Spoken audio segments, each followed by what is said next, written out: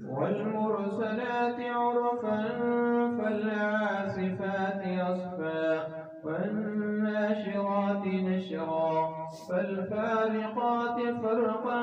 فالملقيات ذكرا عذرا أو نذرا إنما توعدون لواقع فإذا النجوم طمست وإذا السماء فرجت وإذا الجبال نسفت وإذا الرسل أقتت لأي يوم أجلت ليوم الفصل وما أدراك ما يوم الفصل ويل يومئذ للمكذبين ألم نهلك الأولين ثم نتبعهم الآخرين كذلك نفعل بالمجرمين ويل يومئذ للمكذبين ألم نخلقكم من ماء مهين فجعلناه في قرار مكين إلى قدر معلوم فقدرنا فنعم القادرون ويل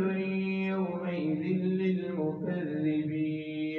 ألم نجعل الأرض كفاتا أحياء وأمواتا وجعلنا فيها رواسي شامخات وأسقيناكم ماء فراتا ويل يومئذ للمكذبين انطلقوا إلى ما كنتم به تكذبون انطلقوا إلى ظل ذي 3 شعب لا ظليل ولا يغني من اللهب إنها ترمي بشرر كالقصر كأنه جمالة صفر ويل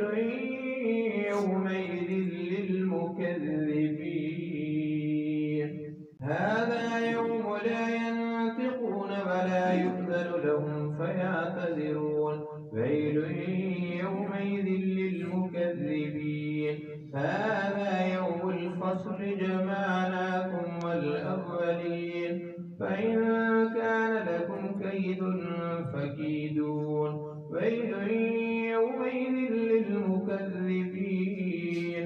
إن المتقين في ظلال وعيون وفواكه مما يشتهون كلوا واشربوا هنيئا بما كنتم تعملون إنا كذلك نجزي المحسنين ويل